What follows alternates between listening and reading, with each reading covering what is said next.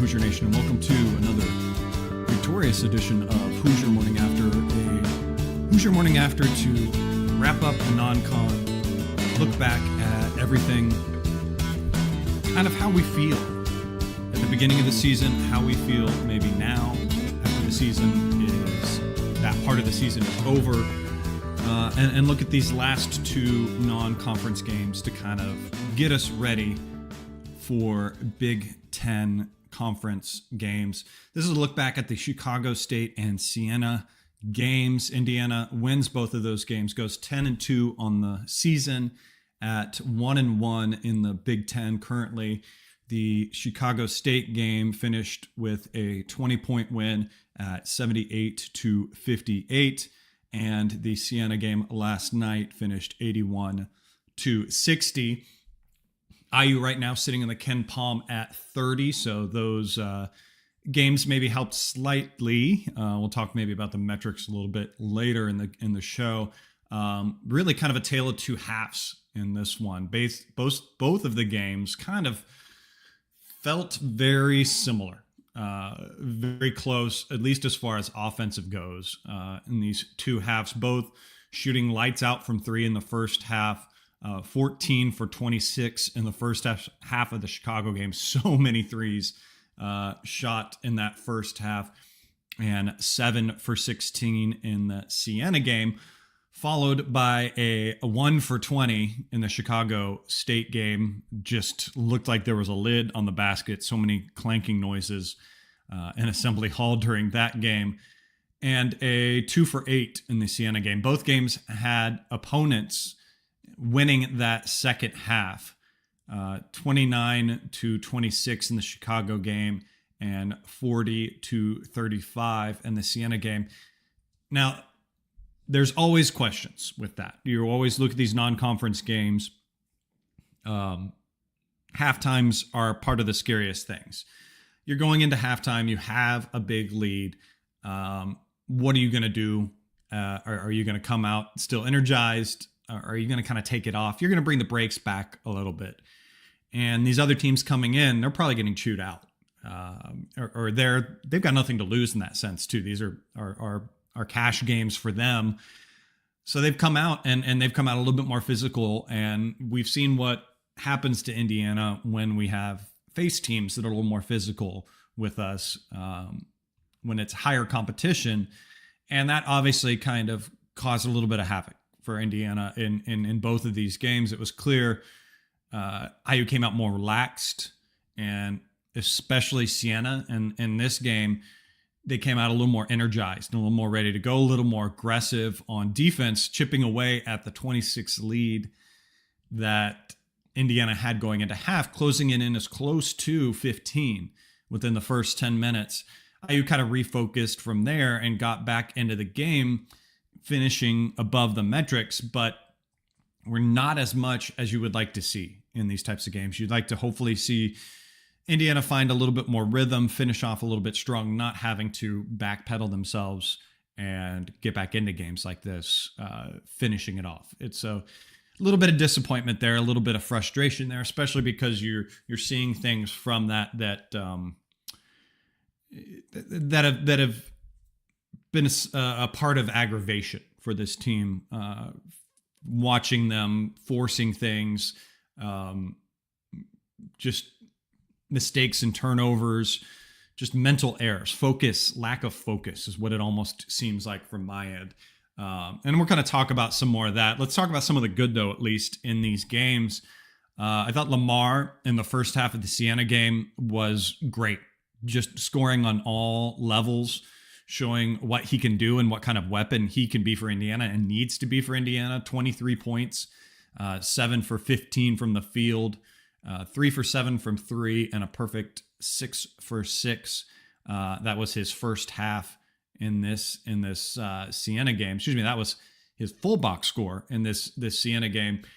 Just looked comfortable to get and do whatever he wanted to in this game. And I think the Chicago State game, he may have struggled a little bit, especially in the second half, forcing some of those threes as he went 5 for 12 from three in that game with 21 points, 6 for 13 from the field, but still perfect from the free throw line. So you love to see that. 1 turnover in that game, 6 assists. So sharing the ball was Lamar in a good way in that game. 4 assists in the Siena game last night as well. But 31 minutes in that game last night, and then 34 in the others. It's definitely games where you don't want to see your starters or your main scorers getting that many minutes, approaching. Didn't want to see him above 25 minutes in this game, and it was something where this team needs him in that sense and needs to build that chemistry a little bit more. And that's one of my concerns going forward as this Big Ten season goes on, where we're not as deep. We don't have a few of those floating heads back there to kind of spell some of these players. We still have some injuries there. So hopefully this doesn't bite us come Big Ten season, these amount of minutes that we have guys. So you want to see a little bit of management with that a little bit better moving forward, or would have loved to see it in these games, but just wasn't the case in this one. Connerway, I think in the second half of the Siena game was great. He scored 12 points, 12 of his 16 points, and was perfect for the line from the line in the second half. He kind of took over from Lamar on the scoring standpoint. Lamar kind of, like I said, didn't have as big of a second half as he did the first half. So it's always good to see in those moments. And I think it was really Tatum that came in at about the 8-minute mark or so after he had been sitting for a little bit in this Siena game, where he helped Indiana get back control of this game. He helped Indiana get downhill, break down the defense a little bit more, where IU got, as they are relaxed sometimes, got a little more stagnant in this game.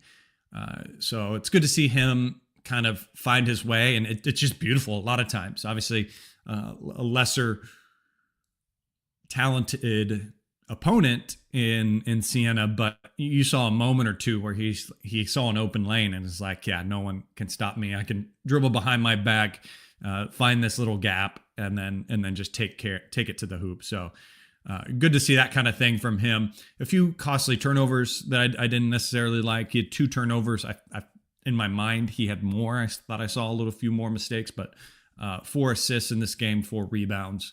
So not a bad game for him.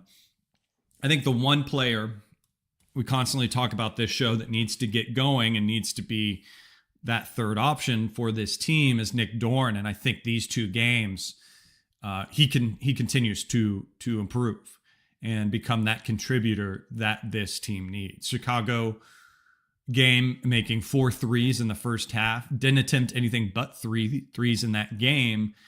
But he mixed it up a little bit more. You could see that in the Siena game. He got to the basket at one point and did get fouled, made both of those free throws. But I think that is part of his game that we need to see more. I think he is very capable of making those shot fakes and getting to the hoop, especially when he is that threat. He is that prototypical player that you want on a 3-point shooting team, that is the threat, that can make them himself, but can also then later on in the game, as teams start to overplay that, can shot fake and get to the basket. Now, what I want to see continue to develop from him with that type of move, getting to the basket, is finishing himself, but also having good sight to chuck it back out. As you shot fake and your guy's trying to recover, some guy's going to slide over to defend you on that layup. And most likely, or hopefully with this team, it's a defender that's coming off of another shooter, and you can find that other shooter for another 3 chance. So really hope to find that. Really hope that we see that from him a little bit more. I think that would be a point of emphasis from the coaching staff in this longer break with him. So we'll see how that is moving forward, but at least, albeit small steps that they have been, there have been good steps forward with Nick Dorn as he has gotten back into game shape and back up to game speed. Tucker DeVries has been a bit of a conundrum for me in these last couple of games. In the Siena game, he finished with 16 points on 5 for 3 from the field and 3 for 9 from 3-point.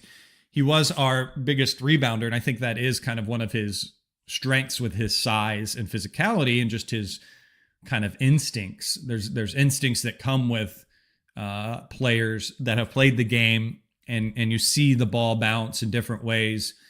You just kind of know how it's going to come, and you instinctively get in the right place for rebounds and things like that. I think Tucker has that, as you'll see his rebounding numbers up there. That's something that when I played soccer in my day, I prided myself in. I kind of, you learn the way the ball's going to bounce. You learn how to position yourself when it's going to bounce, where it's going to go. And I see that in Tucker on his rebounding skills. But Chicago State game, you look at his line in that one, and that's the tough one. 8 points on that game, 3 for 12 from the field, 2 for 11. That's where he really struggled to find a shot and really struggled for them to go down. I think everyone in general was just kind of rattlesnake type of game the Chicago one was from a shooting standpoint. But I think in the Siena game, you saw him settle back down into that, shot a good amount of threes with 9 of them, but also worked his mid-range game a little bit more that he's able to do. And it's also something that he's able to do when he's in there on the 4 guy that's a little bit smaller. And that's kind of the matchups that were given to him in these 2 games, playing against a little bit less physical of guys. I think it's in these Big Ten games where he's going to struggle, not going to be able to feast as much in the mid-range like he is in these, because he's going to be able to match up against guys that are going to be just as athletic, if not more so, to maybe make up for that lack of size that they may have against Tucker. So it's just something to look at. Again, I'm just not saying these are big issues or big concerns, just something you want to keep an eye on for this team. Connor Enright doing Connor Enright things. Nothing really more to say for that. Not as much of a scoring threat in these 2 games. 4 points in the Chicago game, 1 point in the Siena game. You did see at one point in the Siena game, I think that was the one missed layup that he had, where he was like, I'm going to go try to take it myself. He got past his man, but was met by Siena's center and kind of affected his shot. Couldn't really get anything going from there. But 5 rebounds, so he stays in there, stays scrappy in this game. 2 turnovers to 3 assists. So nothing too crazy from the mullet in this game. The other interesting spot that obviously is a concern going into the season, and I wish after finishing the non-conference, I would say I feel more confident or I feel improved, is our big man situation. While it does seem like coach has settled into the fact that we are going to get Sam Alexis to start these games now, I think that's kind of a set thing, and we're going to have Reed coming off the bench.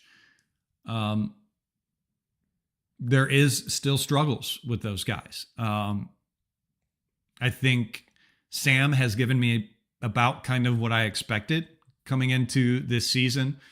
He had 8 points in this game, was perfect on the stat sheet as far as what he took. He was 2 for 2 from the field and a perfect 4 for 4 from the free throw line, but just finished with 6 rebounds. He was lower in the minutes with 21, so they did rest him a good amount. And again, that leans back towards maybe the Lamar conversation, where he's going to have quite a situation to deal with in the Big Ten. And I think that, again, maybe might just be the fact that they're trying to almost equally share his minutes with Reed Bailey, where, like I said, he had 21 in minutes in this game to, let me see, Reed Bailey's 17. And then you had 18 minutes in the Chicago for Sam Alexis to Reed Bailey's 22. So right there, you see those 2 guys pretty much splitting the minutes right down the middle. I think that's what you got to do with those guys. Those big guys got to be spelled a good deal, because the physicality that they're going to deal with moving forward is going to be tough for them, and they got to stay strong. I do at least appreciate, I see on defense, the effort is there from them, doing what they can, banging against those guys. But you even saw with the Siena player was able to get a nice little baby hook on Sam Alexis when he got position. So it hasn't changed from the start of the season into this. My confidence, or where my mind was with our 5-man, is still about the same. It's still slight concern, and I still want to see a little bit more off the bounce from Reed Bailey. That was what I expected a little bit more. I expected more 3 shots from him and taking the big guy off the bounce from a 5-out spacing, and haven't really seen that. So I don't know. Maybe that's not in his game, and maybe it's just something we won't find out from him. So I don't know. Weird thing to say.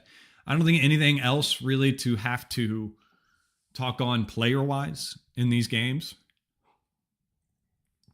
I think Trent Sicily,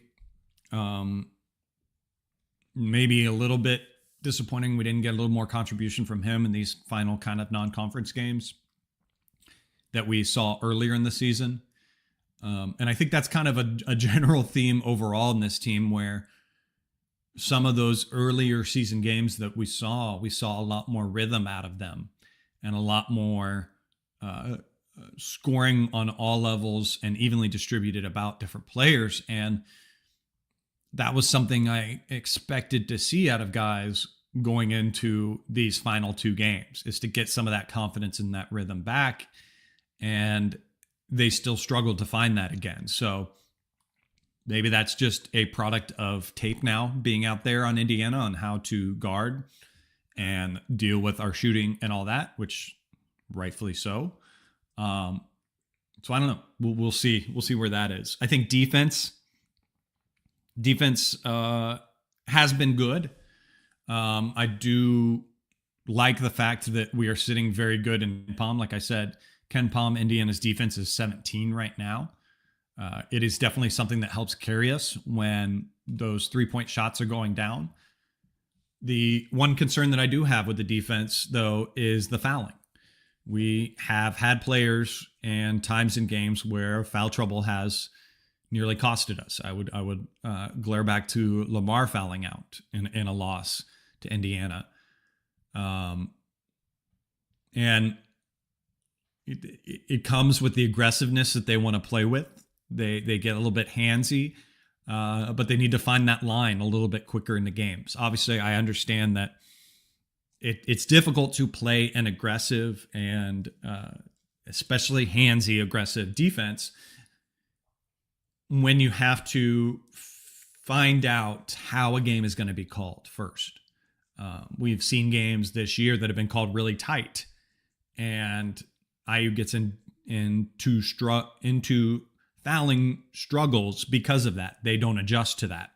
And then we've seen games where it's not being called, and IU is able to excel from that standpoint. And when it's not being called as well, if the other team realizes that as well, that's where offensively we struggle. But anyways, felt like that was a little bit of this game. Defense was good, but the fouling got a little interesting. DJ Carton had that really bad call in the second half. He's such a late whistle guy. I think he feels like the veteran guy that he is, feels like he has to make up for other refs and everything and call fouls for them when they don't call them. That one, I think it was on Tatum. It was on one of Indiana's guards. Yeah, it was Tatum. It was Tatum as well, where Tatum did get aggressive. He got in there and knocked the player down, but he got a lot of ball before he knocked the player down. So I argue that's a 50-50 ball in that sense, and a little bit more physicality's got to be allowed in those situations. And the ref in position on the side that can see the ball doesn't blow his whistle. But you get DJ Carton all the way on the other side of the court where the players' backs are obscuring what the ball is, blowing that late whistle and calling a foul. So that's frustrating. That was very frustrating.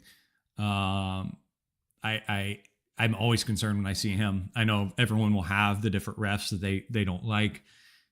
DJ just gets a little weird. It's almost reminiscent of TV Teddy, of his time and his show kind of thing. So it concerned me a little bit. Again, Indiana just needs to work on it. And I think there's a few things. We talk about Indiana has this extended break now. Now that they're out of the non-conference, there's no games until the 4th.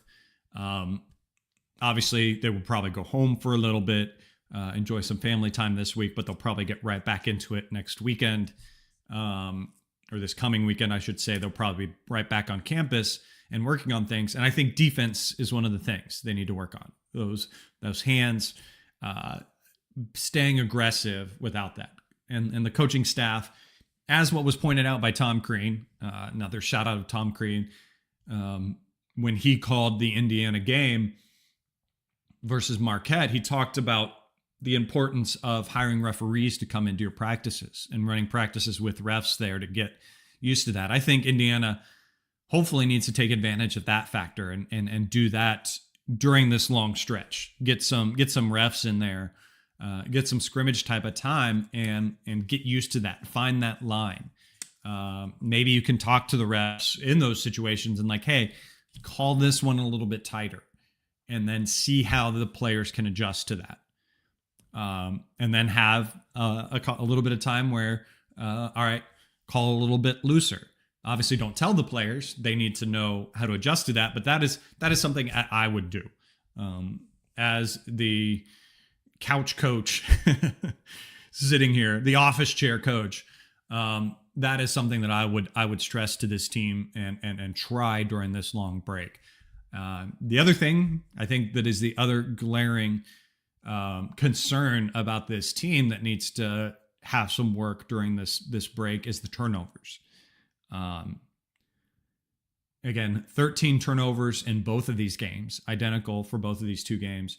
The turnovers, it's the turnovers with mental lapses that bug me the most, the focus turnovers.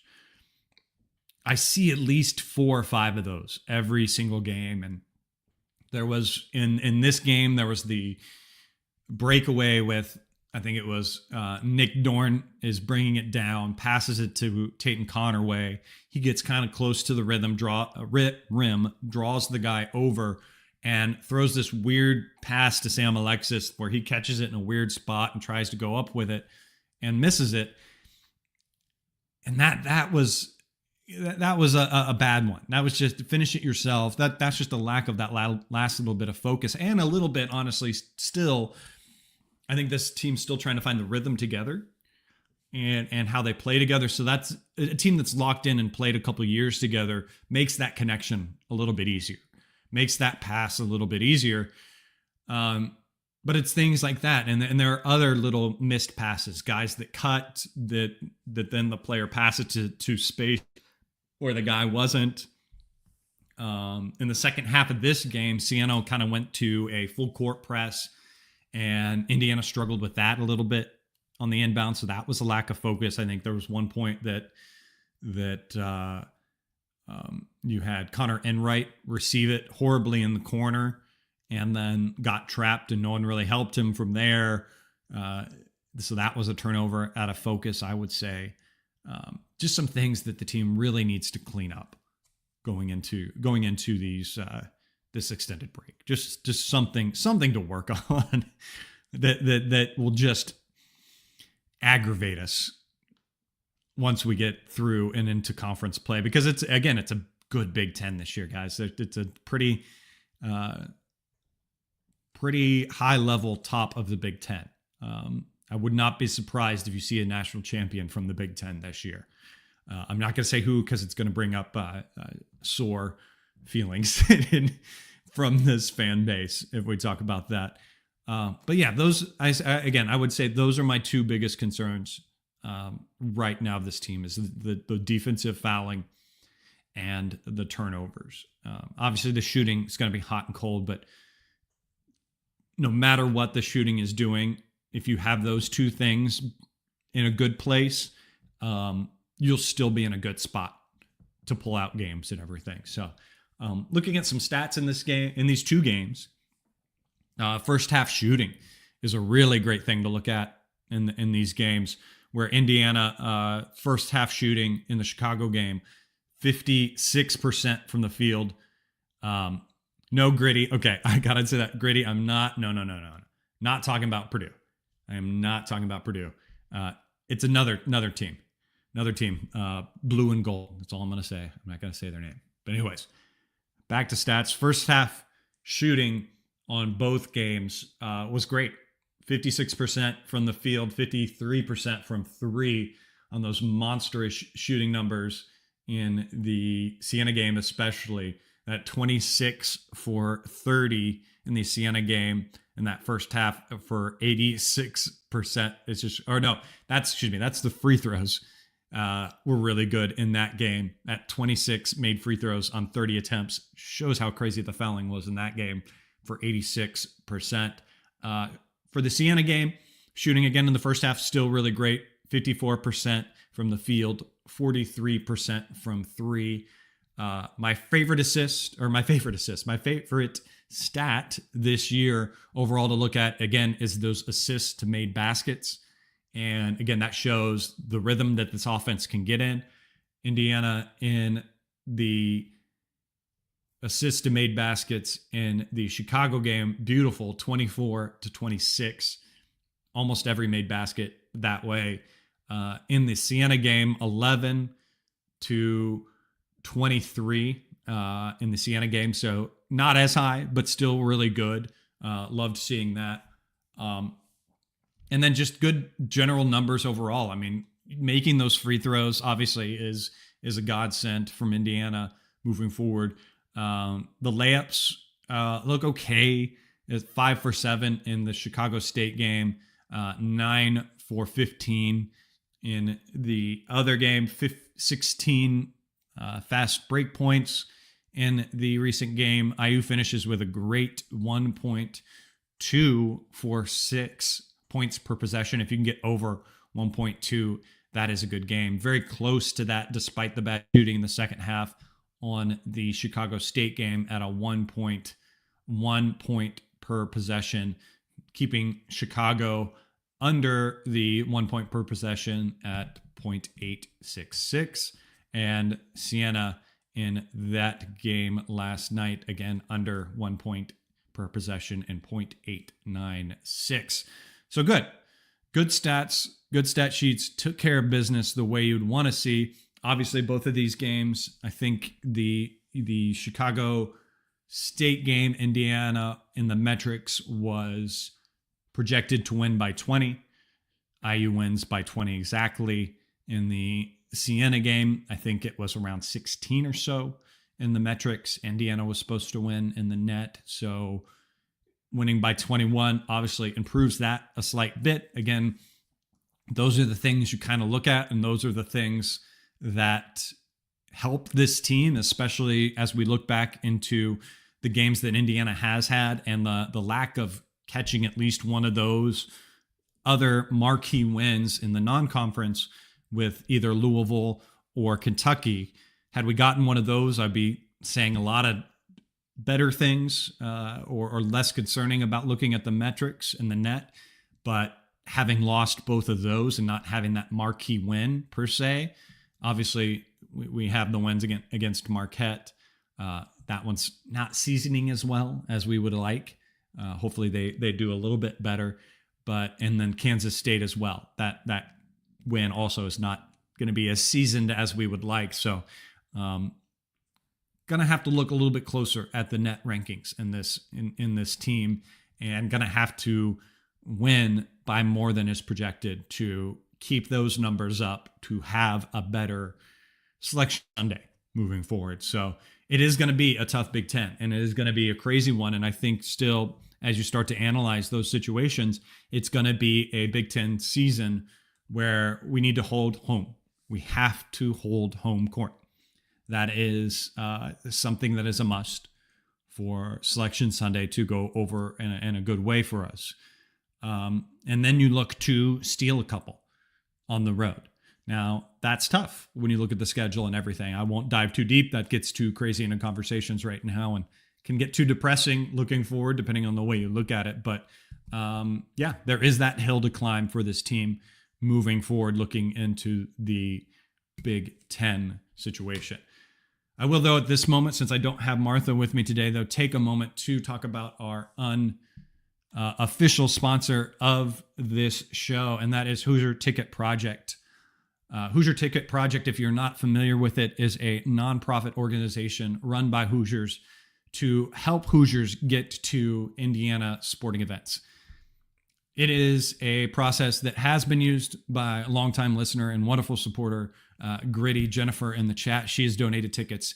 You can go to HoosierTicketProject.org if you have tickets to any IU sporting events, be it women's basketball, men's basketball right now, volleyball and football obviously over, but you can donate tickets. Hoosier Ticket Project will then find deserving recipients like we had at the Siena game. Here's a few pictures I pulled off of social media of the wonderful families that got to experience Indiana sporting, sometimes for the first time. Some of those don't have the financial means or the ability to get to these games.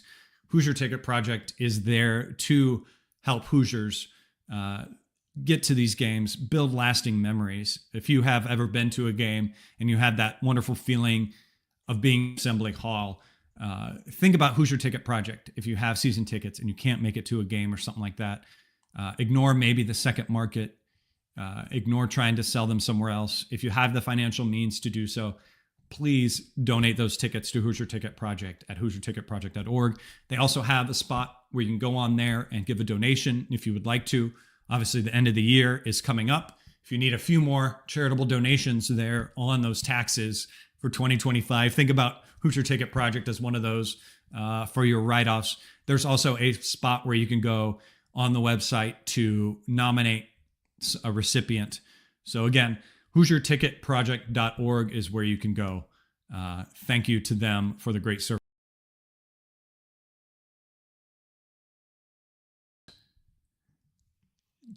with this organization as well. So again, I think this is the time in the season where we kind of look back.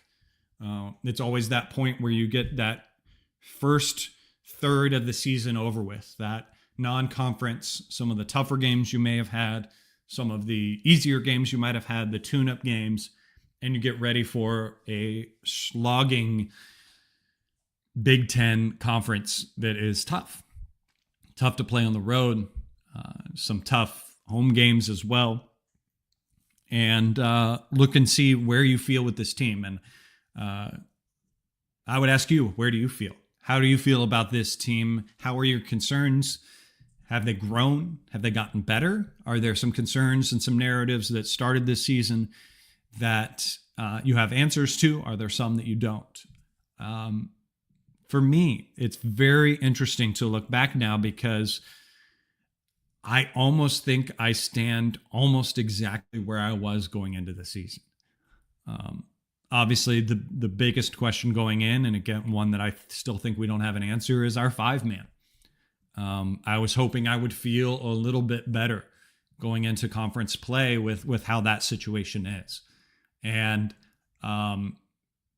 I don't. I feel kind of numb or neutral, honestly, about it because it's going to be physical with some of the big guys.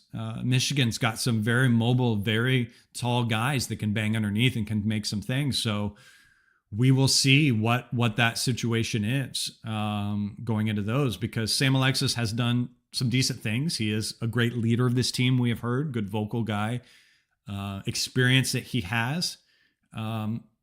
But he is going to struggle physically. I think it's the same thing with Reed Bailey.